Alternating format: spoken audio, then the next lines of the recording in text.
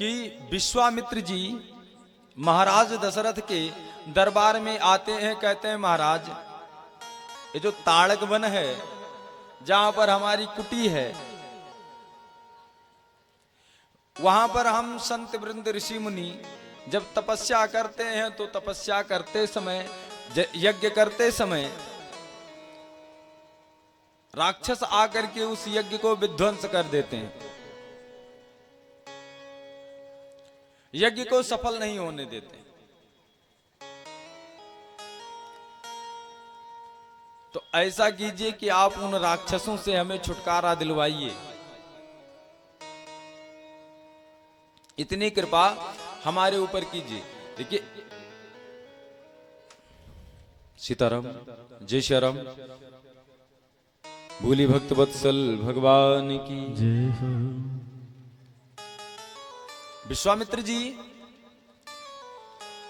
ताड़क वन में मनीषियों और बहुत सारे ऋषि मुनियों के साथ में वहां पर यज्ञ करते हैं। बहुत सारे संत वृंद हैं जो वहां पर भगवत नाम आराधना करते हैं।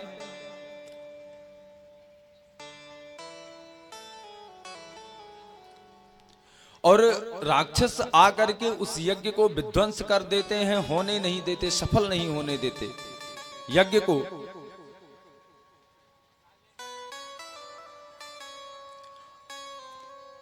तो जब विश्वामित्र जी ये देखे कि इस जगत के जो पालनहार हैं, इस समस्त संसार के जो रक्षक हैं, भगवान नारायण धराधाम पर आ चुके हैं, तो फिर उनको लाया जाए। सो यही बातों को लेकर के महाराज दशरथ के दरबार में पहुंचे।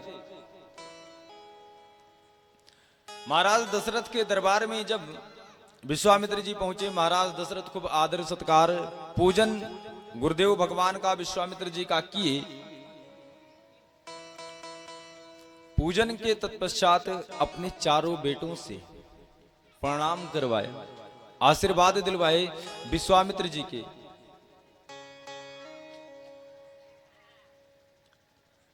और भगवान राम के उस दिव्य छवि को, उस सुंदर से स्वरूप को देख करके विश्वामित्र जी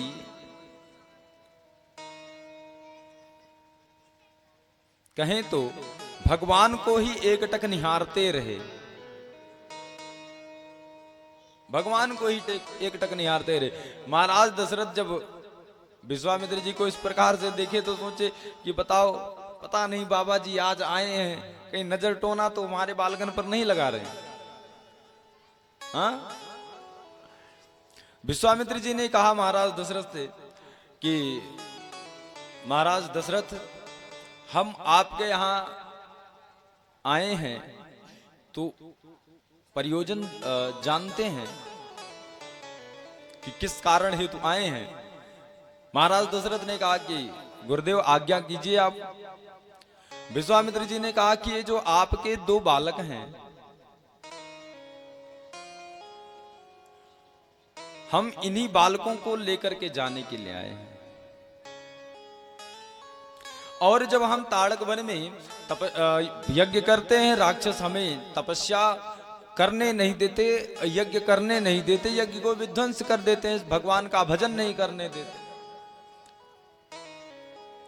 तो ऐसा कीजिए कि आप अपने बालकों को हमें दे दीजिए। और दशरथ जी महाराज तुरंत अपने अस्त्र शस्त्र को हाथ में ले और बोले कि महाराज गुरुदेव, आप ये क्या कह रहे हैं, बालकों के दे दूं? अरे छोटे से बालक क्या बना बिगाड़ पाएंगे? हाँ, ये तो अभी छोटे हैं। और आप कहिए तो मैं चल करके उन राक्षसों का भी तत्काल ही सेवा समाप्त कर देता हूं, सारे राक्षस जाति की समाप्त कर। अब विश्वामित्र जी ने कहा कि महाराज दशरथ, आप इतने उतावले मत होइए, हमें मारने वाला नहीं, तारने वाले की आवश्यकता है। और ये जो आपके दो बालक हैं राम और लक्ष्मण, ये मारने वाले नहीं हैं, ये तो तारने वाले हैं। कथा समझ रहे हैं आप लोग?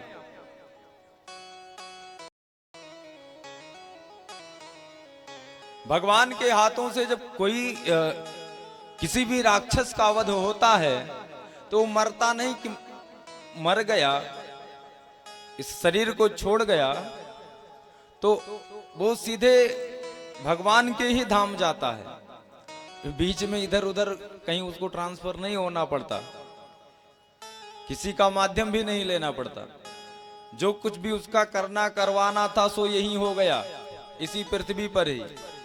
और जब भगवान के हाथों से मरा तो सीधा भगवान के ही धाम जाता है। तो विश्वामित्र जी ने कहा कि महाराज मुझे मारने वाला नहीं, मुझे तारने वाले की आवश्यकता है। महाराज दशरथ बेचारे विश्वामित्र जी को मना कर दे कि गुरुदेव मैं अपने बालकों को तो नहीं दे सकता, क्योंकि जीवन के चतुर्थ चरण में हमें 4 बालक हुए हैं और आप जानते ही हैं कितनी तपस्या के बाद हुए हैं, और मैं इन बालकों को आपको दे दूं, ये कैसे संभव? महाराज ये नहीं हो सकता। दशरथ जी ने कहा कि गुरुदेव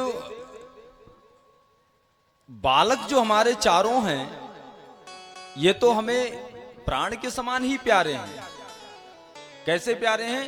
प्राण के समान ही प्यारे हैं, लेकिन राम और लक्ष्मण जो हैं ये प्राणों से भी प्यारे हैं, प्राणों से भी प्यारे हैं। तो आप कहिए तो मैं अपना सर्वस्व न्यौछावर कर सकता हूं, आप अपना सर्वस्व न्यौछावर कर सकता हूं। हमारी अब पूरी अयोध्या ले लीजिए, बस राम और लक्ष्मण को हमसे मत मांगिए। सगरी अयोध्या अवध ले लो, राम लक्ष्मण न मारो। हा? राम लक्ष्मण न मांगो। महाराज दशरथ ने कहा कि गुरुदेव आप पूरी अयोध्या ले लीजिए, हम आपको सर्वस्व न्यौछावर कर देंगे, बस आप राम और लक्ष्मण को मत मांगिए, क्योंकि प्राणन से भी प्यारे ये हैं। प्राण ले लीजिए, मैं अपने आप को आपको दे सकता हूं, लेकिन इनके लिए क्षमा चाहता हूं। फिर वशिष्ठ जी आए। तब वशिष्ठ बहुविधि समझावा, नृप संदेह मरम कह पावा। तब वशिष्ठ जी तब राजन को, महाराज दशरथ को वशिष्ठ जी समझाए कि राजन आप अपने बालकों को राम और लक्ष्मण को विश्वामित्र जी को दे दीजिए, क्योंकि हमने कुंडली आपके बालकों की बना रखी है और हमने देखा है कि जब तक ये किसी महात्मा के साथ में घर से बाहर नहीं जाएंगे, किसी संत के साथ में घर से बाहर नहीं जाएंगे, तब तक इनका ब्याह होने वाला नहीं, बहुएं नहीं आने वाली। तो महात्मा जी पधारे हैं, गुरुदेव आए हैं, तो गुरुदेव के साथ इनको भेज दीजिए। और जब बहुत प्रकार से वशिष्ठ जी महाराज दशरथ को समझाए तो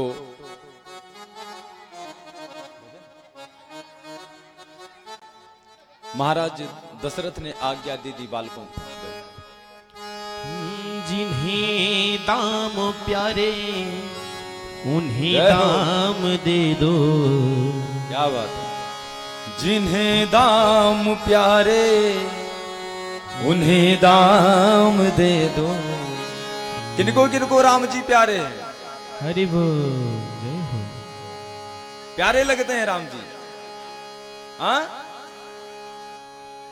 और पीछे वालों आप लोग को प्यारे नहीं लगते क्या? कोई शत्रुता है राम जी से?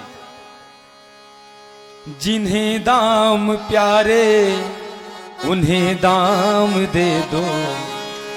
वे कैमरे के पीछे से आया करें, आगे से ना आया करें, बता दीजिए। अरे जिन्हें दाम प्यारे उन्हें दाम दे दो। दाम का अर्थ समझ रहे हैं? दाम क्या होता है? पैसा। जिन्हें दाम प्यारे उन्हें दाम दे दो, मुझे राम प्यारे मुझे राम दे दो। जिन्हें दाम प्यारे उन्हें दाम दे दो, जिन्हें दाम प्यारे उन्हें दाम दे दो। मुझे राम प्यारे मुझे राम दे दो।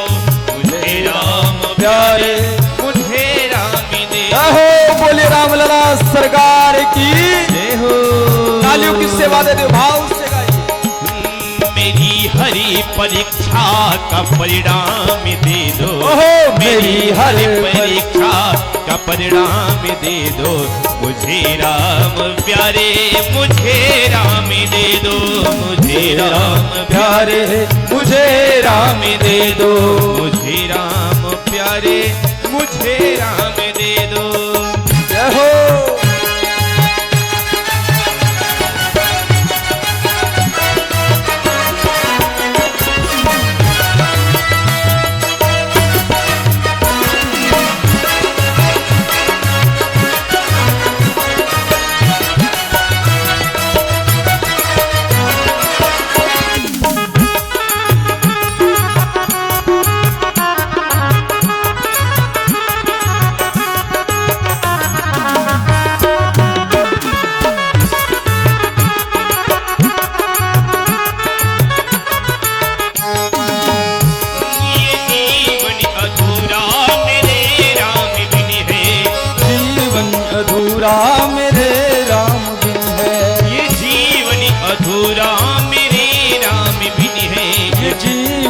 अधूरा मेरे राम बिन है। इसी एक उलझन में हरी एक दिन है। इसी एक उलझन में हरी एक दिन है। उन्हीं का सहारा के उम्मीद में हो। उन्हीं के सहारे के उम्मीद में हो। भंवर पार कर ली किनारा कठिन है। भंवर पार कर ले किनारा कठिन है। उन्हीं कोई जाकर ये पैगाम दे दो। उन्हीं को जाकर के पैगाम दे दो। उन्हीं कोई जाकर ये पैगाम दे दो। उन्हीं को जाकर ये पैगाम दे दो। मुझे राम प्यारे मुझे राम दे दो। मुझे राम प्यारे मुझे राम दे दो। जिन्हें दाम प्यारे उन्हें दाम दे दो। जिन्हें दाम प्यारे उन्हें दाम दे दो। मुझे राम प्यारे उन्हें दाम दे दो। मुझे राम प्यारे मुझे राम दे दो। मुझे राम प्यारे मुझे राम दे दो।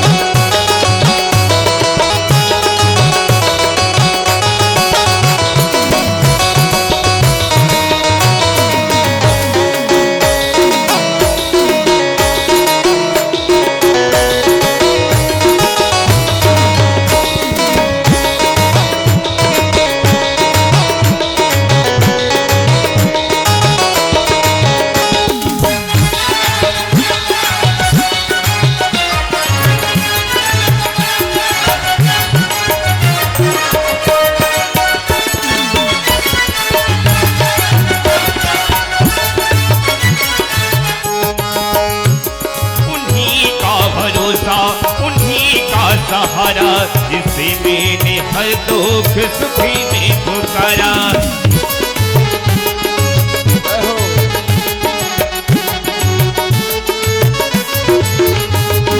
मेरे राम ने थाम ली है कलाई। इसी आस में हार कर भी न हारा।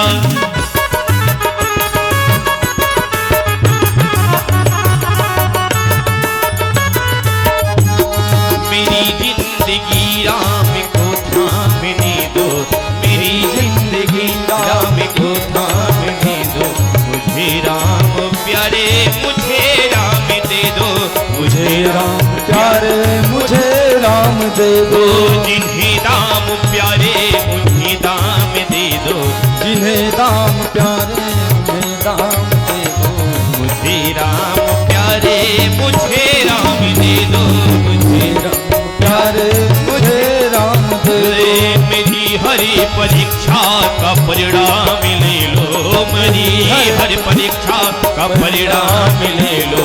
मुझे राम प्यारे, मुझे राम दे दो, मुझे राम प्यारे, मुझे राम दे दो, मुझे राम प्यारे, मुझे राम दे दो, मुझे राम प्यारे, मुझे राम दे दो। बोली भक्त वत्सल भगवान की जय हो, आनंद कंद भगवान की जय हो। जिन्हें दाम प्यारे उन्हें दाम दे दो, मुझे राम प्यारे मुझे राम दे दो। और फिर राम को मांग ले मेरे प्यारे, उम्र भर का सहारा मिलेगा। हाँ,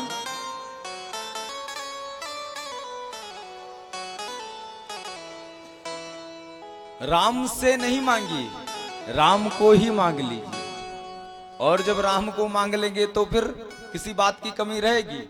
किसी बात की नहीं रहेगी।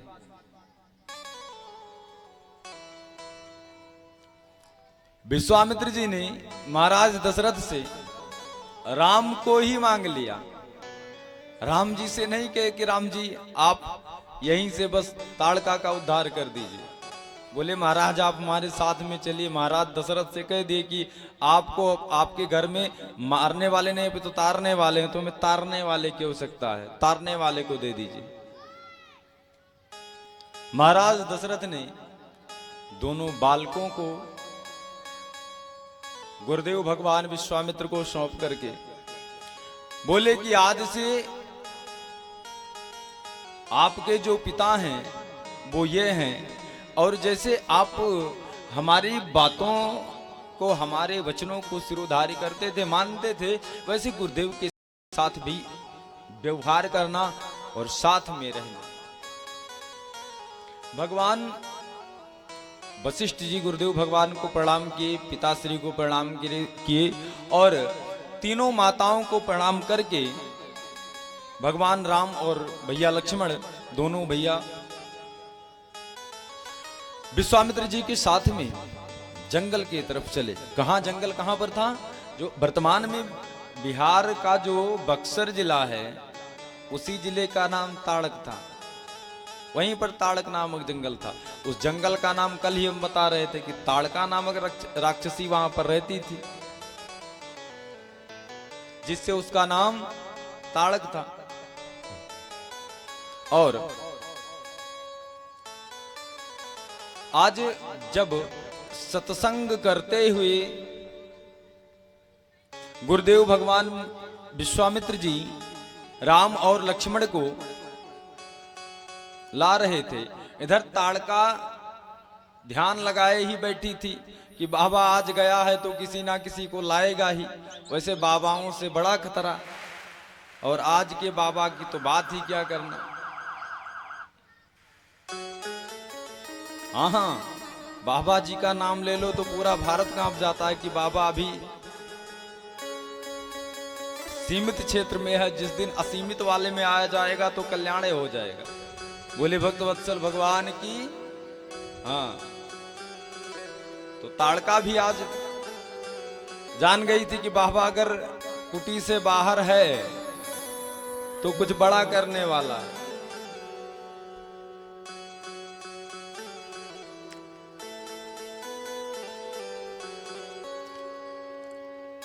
जैसे ही ताड़क वन में विश्वामित्र जी राम लखन सहित प्रवेश की, ताड़का घात करने के लिए जैसे दौड़ी, लखन भैया ने अपने तरकस से बाण निकाला और मारने के लिए उद्धृत हुए। राम जी ने तुरंत लखन भैया को रोक दिया, लक्ष्मण जी को रोक दिया और बोले लक्ष्मण देख नहीं रहे हो, ये एक स्त्री है और अबला है, अबला पर हाथ उठाना ठीक नहीं। तब तक विश्वामित्र जी बोले कि अरे राम जी, ये जिसे आप अबला समझ रहे हैं सबसे बड़ी बला तो यही है, तो सबसे पहले इसको निपटाओ। सो राम जी ने एक बाण निकाला, एक बाण में ताड़का का कल्याण हो गया।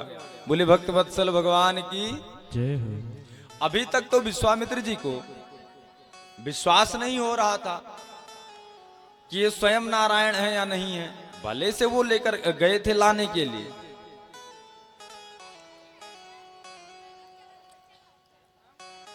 लेकिन जब ताड़का का उद्धार राम जी ने कर दिया तो अब पूर्णतया उनको विश्वास हो गया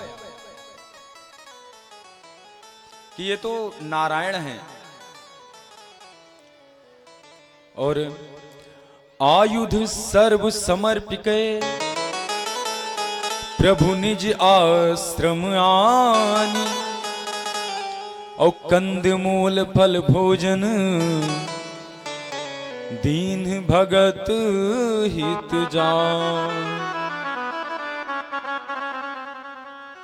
विश्वामित्र जी के साथ में रह करके विश्वामित्र जी ने भगवान राम को और लखन भैया को 2 आयुध दिए। कौन कौन सा? एक बला और एक अति बला, जिससे युद्ध भूमि में भूख प्यास ना लगे और तेज रहे। जितने आयुध थे सब भगवान को विश्वामित्र जी सौंप दिए। सायंकालीन फल प्रसाद पा करके सैन्य के प्रातःकालीन हुआ तो राम जी ने विश्वामित्र जी से कहा कि गुरुदेव, आपने तो कहा था कि हम वहां पर यज्ञ कर रहे हैं, यज्ञ के रक्षा के लिए आप चलिए, और यहां पर तो कोई यज्ञ ही नहीं हो रहा है।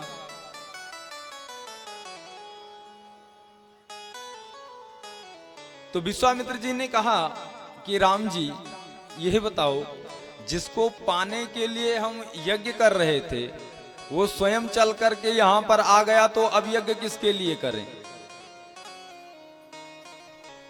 अब यज्ञ किसके लिए करें जब राम जी स्वयं हमारे पास में आ गए भगवान की प्राप्ति के लिए यज्ञ? तो राम जी ने कहा कि गुरुजी, आपने तो हमें पा लिया, लेकिन जिनके लिए हम आए हैं, अगर आप यज्ञ करेंगे तो वो हमारे पास चले आएंगे। हम तो आपके पास आ गए, आपका प्रेम हमसे था, लेकिन जो हमारे प्रेमी है थोड़ा उनको भी बुला लीजिए इसी बहाने, तो आप यज्ञ कर लीजिए।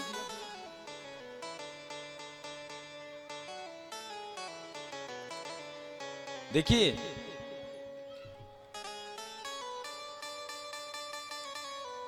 भगवान जब राक्षसों को मारते हैं तो तार क्यों देते हैं? जानते हैं क्यों? इसलिए क्योंकि हमें अब सबसे ज्यादा चिंतन किसका होता है? जैसे हमारी किसी के साथ शत्रुता हो जाए, शत्रुता किसी के साथ हो जाए और हमें उस व्यक्ति की पूरा हर क्षण चिंता बना रहेगा। मार पिटैया हो जाए अभी पड़ोसी से तो उसकी चिंता हरदम बनी रहती है कि कहीं ऐसा ना हो थाने में जाकर के FIR लिखवा दे, मुकदमा ना लिखवा दे, है ना। तो इस प्रकार से बहुत सारे बातें बनी रहती, तो चिंता उसकी बनी रहती। ऐसे जो राक्षस हैं वो भगवान को अपना शत्रु मानते हैं, तो राक्षसों को भगवान की चिंता हरदम बनी रहती है। तो भगवान का ध्यान करना एक प्रकार से उनका भजन भी हो जाता है, चाहे भले से शत्रु भाव से कर रहे हैं, लेकिन कर तो रहे हैं भगवान का चिंतन। बोले आनंद कंद भगवान की जय हो। राम जी का जीवन कैसा था? बड़े शांतिपूर्ण से भगवान राम अपने जीवन का यापन किए, तो शांतिपूर्ण उनकी कथा को भी सुना जाए। समझ रहे हैं आप लोग? कथा कौन कौन समझ रहे हैं? समझ में आ रहा है कथा? कहां पहुंची कथा बताइए। हाँ, बोलिए जय सिया राम, और जोर से बोलिए जय सिया राम। ऐसे आगे पीछे बोलेंगे तो कहां से बोल पाइएगा? हाँ, जय जय सिया राम, क्या बात है। ऐसे तो शांतिपूर्ण कथा को श्रवण किया जाए। तो हम निवेदन कर रहे थे कि जिस प्रकार से हम अपने शत्रु का ध्यान करते हैं, ऐसे राक्षस जो होते हैं ये भगवान के को अपना शत्रु मानते हैं, तो इनको हर क्षण भगवान का चिंतन बना रहता है। तो भगवान राक्षसों का जिनका वध करते हैं कल्याण कर देते हैं, निजधाम भेज देते हैं, है ना। ऐसे ही भगवान ने कहा कि गुरुदेव अगर आप यज्ञ नहीं करेंगे तो आप हमारे प्रेमी थे तो हम आपके पास चले आए। तो जो भले से शत्रु भाव से ही हमें मानते हैं लेकिन वो हमसे प्रेम करते हैं, भाव को भाव अनख आलस हूं, तो आप यज्ञ कीजिए तो वो हमारे जो प्रेमी वो भी चले आएंगे और सहज ही उनका उद्धार हो जाएगा। बोलिए सच्चिदानंद भगवान की जय हो। होम करन ला गे मुनि झारी, होम करन लागे मुनि झारी, आप रहे मख की रखवारी। होम करन लागे मुनि झारी, आप रहे मख की रखवारी। होम करन आप रहे मख के रखवारी।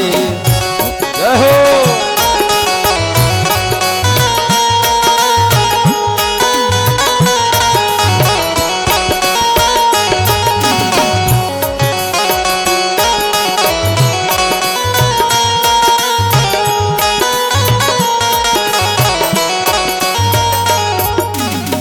धनुष जाके सुन रघुकुल नाथा, धनुष जाके सुनी रघुकुल नाथा, हरस चले मुनि वर के साथा।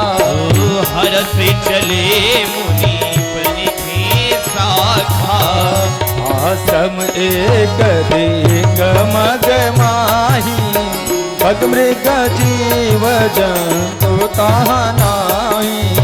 आश्रम एक मग माही, पग मृग जीव जंतु ताहा नाही। बोली भक्त वत्सल भगवान की जय हो। जब भगवान ने कहा कि गुरुदेव आप यज्ञ कीजिए, विश्वामित्र जी सभी मनीषियों को सबको बुला करके यज्ञ सब करना प्रारंभ किए। जब विश्वामित्र जी यज्ञ करने लगे और भगवान अपने धनुष बाण को लेकर के दोनों भैया उस यज्ञ की रक्षा करते हैं। और जब यज्ञ होने लगा, जैसे ही यज्ञ का धुआं उठा, सो सारे राक्षस वृंद जो वहां पर थे, मारीच सुबाहु, सो दौड़ दौड़ करके आने लगे यज्ञ के पास, यज्ञ को विध्वंस करने के लिए। मारीच सुबाहु जब आने लगे तो भगवान ने अपने बाण के फल से, बाण का फल समझ रहे हैं क्या होता है? बाण के आगे का भाग जो नुकीला होता है उसी को फल कहते हैं बाण का। और उससे मारीच को मारे, और मारीच वहां से उस ताड़क वन से आकर के समुद्र के तट पर गिरा और यहां से फिर लंका में प्रवेश कर गया, भाग गया मारीच। और सुबाहु का तो वहीं पर वध कर दिए, और अन्य जो राक्षसी सेना थी उसको लक्ष्मण भैया ने समाप्त किया उनको, और समाप्त करके मुनियों को भय से मुक्त किए भगवान राम और लखन भैया। और इसी बीच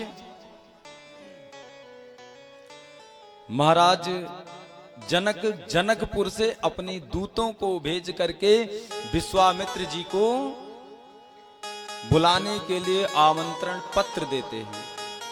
चलेंगे हम सभी लोग, विवाह में प्रवेश करेंगे भगवान राम के।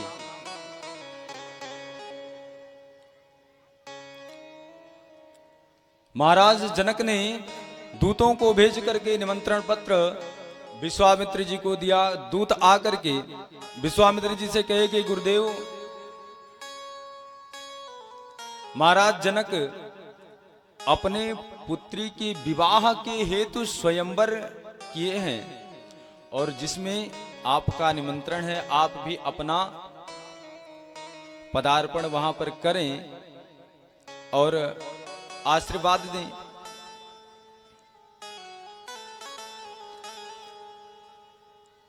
विश्वामित्र जी राम और लखन को लेकर के जनकपुर के लिए, जब राम और लखन ने जनकपुर यज्ञ की बातें सुनी कि वहां पर धनुष यज्ञ होगा, तो मन में बहुत सारी उत्कंठित हुई कि चल करके हम जनकपुर में जनकपुर देखेंगे कि जनकपुर कैसा है, वहां के लोग कैसे हैं, वो नगरी कैसी है, धनुष यज्ञ कैसा है, धनुष कैसा, इत्यादि बहुत सारी बातें होती हैं जैसे हम कहीं किसी स्थान पर जाते हैं। तो राम और लक्ष्मण सहित विश्वामित्र जी जब जनकपुर की तरफ बढ़ते हैं तो रास्ते में गौतम महर्षि का आश्रम दिखाई पड़ता है। उस आश्रम पर एकदम सूना साना और आज की भाषा में कह लें तो उजड़ा वीराना आश्रम पूरा। भगवान राम ने कहा कि गुरुदेव ये बताइए कि यहां पर जो है आश्रम, ये तो किसी मुनि की कुटी दिख रही है, परंतु ये इतना सूना साना कोई दिख नहीं रहा, कोई पशु पक्षी नहीं, केवल उजड़ी उजड़ी सी ये कुटी लग रही है और ये शिला हमारे समझ में कुछ आया नहीं। तो विश्वामित्र जी ने कहा कि नाथ आप सब कुछ जानते हैं कि गौतम नारी श्राप बस उपल देह धरि धीर, चरण कमल रज चाहती कृपा करहु रघुवीर।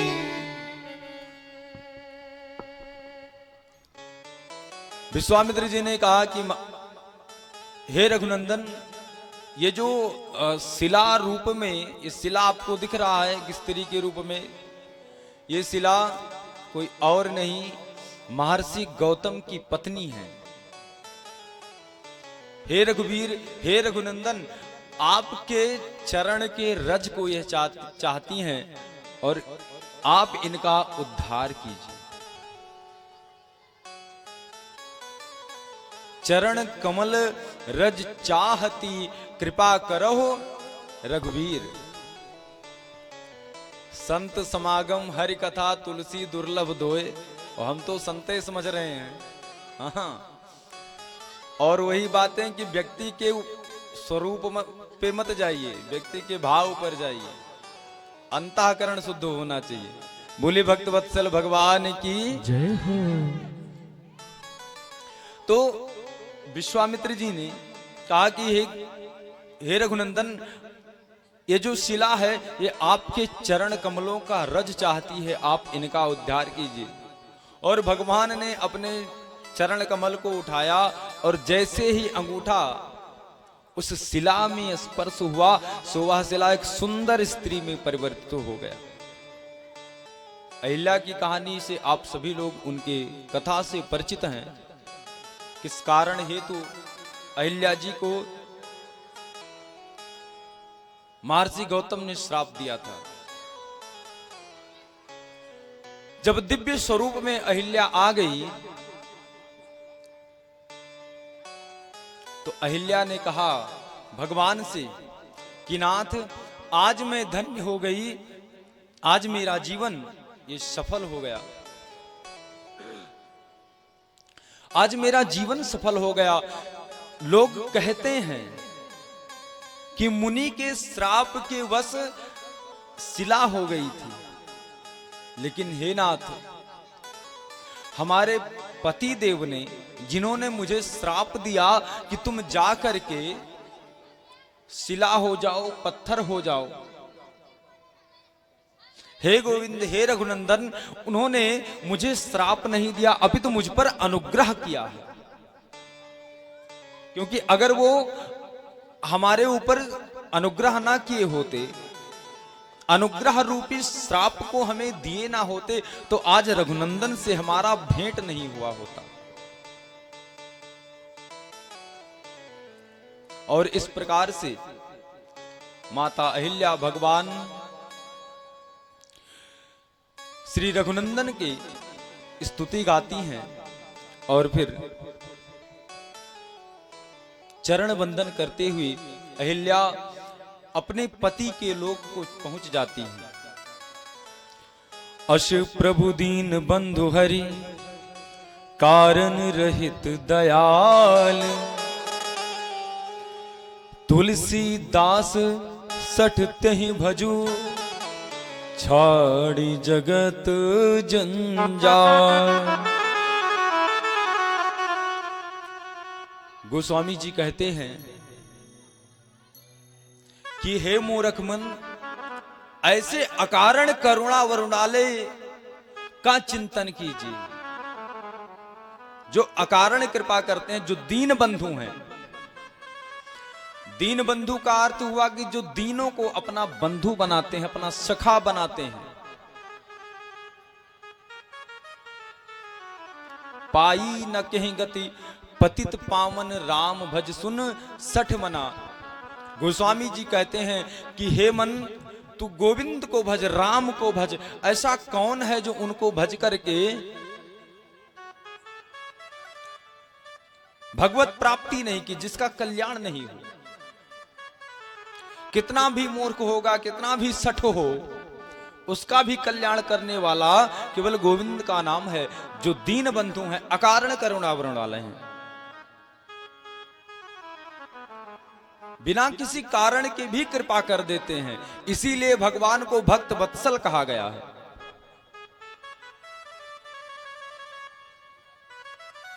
संसार में सबसे ज्यादा प्रेम कौन करता है?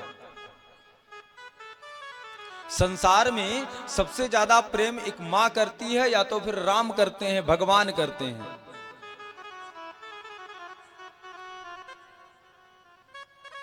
तो करुणा वरुणालय जो है, करुणा के जो घर हैं, जो भक्त वत्सल है, हे मूर्ख मन तू उसको भज। गोस्वामी तुलसीदास जी कहते हैं। और बाकी इस संसार के चक्कर में पड़ने से कुछ मिलने वाला है? ये माया नगरी है, माया के दलदल में ऐसे फंसे रहेंगे, इससे कभी निकल नहीं पाएंगे। जिस प्रकार से व्यक्ति जब दलदल में फंस जाए और उस दलदल से जब निकलने का वो प्रयास करता है, तब जितना वो अपने पांव को डुलाता है निकलने के लिए, उतना और दलदल में धंसता चला जाता है। इसलिए इस माया नगरी से निकलिए और गोविंद को भजिए। काहे माया में भुलाए बाड़ा तोता हो, काहे माया में भुलाइल बाड़ा तोता हो, खोता छोड़ के जाए के परी। काहे माया में भुलाइल बाड़ा तोता हो, खोता छोड़ के जाए के परी। काहे माया में भुलाइल बाड़ा तोता हो, खोता छोड़ के जाए के परी। काहे माया में भुलाइल बाड़ा तोता हो, खोता छोड़ के जाए के परी। सगरी स्वार्थातिनी मन बाउरी होता हो, सगरी स्वार्थ खातिरी मन बाउरी होता हो, खोता छोड़ के जाए के परी। काहे में भुलाइल बड़ा खोता हो, खोता छोड़ के जाए के पड़ी।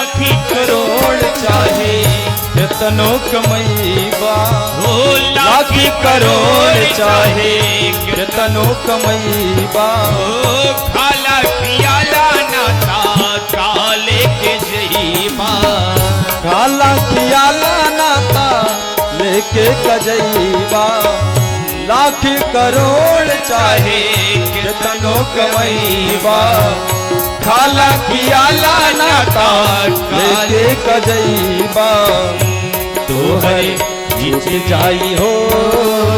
और क्या बंधुओं,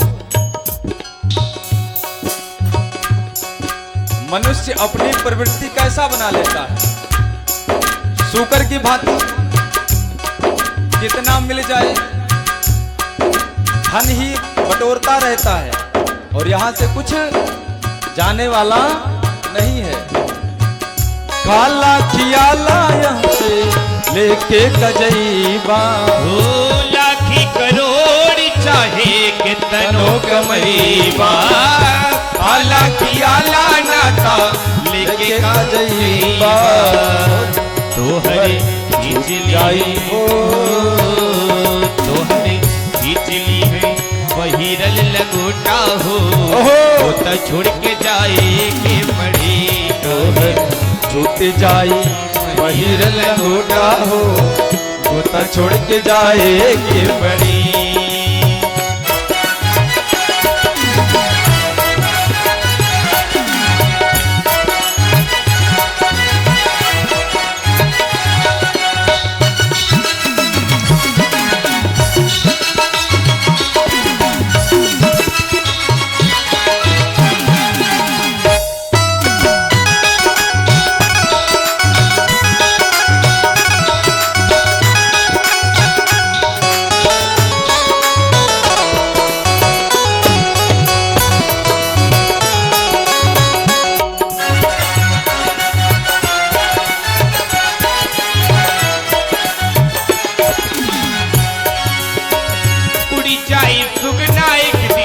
लौट के न ताके उड़ जाई सुगना दिन लौट के न ताकी देखी नहीं कहाँ बड़े काका और काकी देखी नहीं कहाँ बड़े काका और काकी उड़ी जाई सुगना एक दिन लौट के न ताकी देखी नहीं कहाँ बड़े काका और काकी प्रिया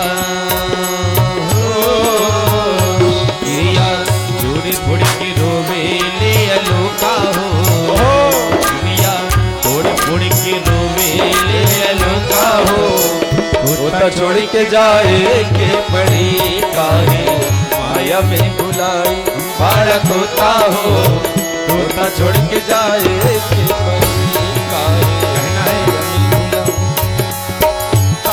है मित्र जलगंध बिंदु पान तके अर्धांगिनी भी चलेगी तो केवल मकान तके परिवार के भी लोग चलेंगे मकान तके बेटा भी हक निभाएगा तो केवल निदान तके। और क्या से तो आगे भजन ही है साथी से तो आगे भजन ही है साथी बिजन बिन तो अकेला रहेगा इसे तो आगे भजन ही है साथी हरि के भजन बिन अकेला रहेगा जीवन ये 2 दिन का मेला रहेगा जो कायम जग में झमेला रहेगा किस काम का होगा जो तो रुपया कमाएगा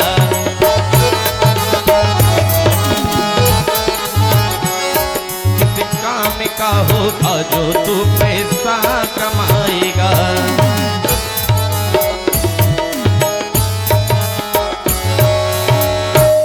बोली भक्त वत्सल भगवान की आनंद गंध भगवान की। तो बंधुओं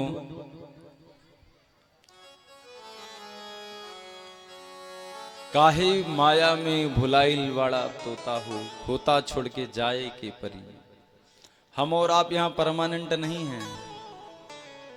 अब यूं समझ लीजिए कि हाँ एग्रीमेंट जरूर करवा करके आए हैं, बट परमानेंट नहीं है।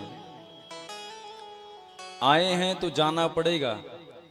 ये जीवन, कल ही हम निवेदन कर रहे थे कि जीवन जो है ये यात्रा है, और यात्रा जैसे ट्रेन की यात्रा होती है ना, कि हम सवार हुए स्टेशन पर अपने, और फिर जहां तक का हम टिकट ले रखे हैं वहां पहुंचे तो हमें उतरना पड़ेगा ही। और अगर उस सीट के, जिस सीट पर बैठे हैं उसकी मोह में हम प्रयास करें कि हम नहीं छोड़ेंगे, जाने वाले नहीं हैं, तो फिर काला कोट वाला आकर के धक्के मार करके निकाल देता है, और भैया जब उससे भी नहीं संभलेंगे तो जा करके कारागार में डाल देगा। हाँ? तो इस माया के जंजाल से निकल करके केवल गोविंद को भजा जाए।